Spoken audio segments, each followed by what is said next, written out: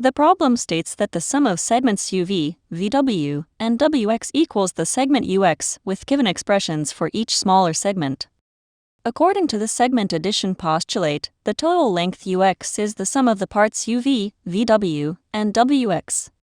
We write the equation by adding the expressions for UV, VW, and WX on the left side and set it equal to UX.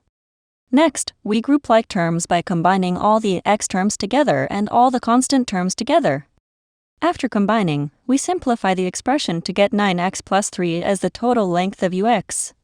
Finally, we conclude that UX equals 9x plus 3, which is the simplified expression for the entire segment.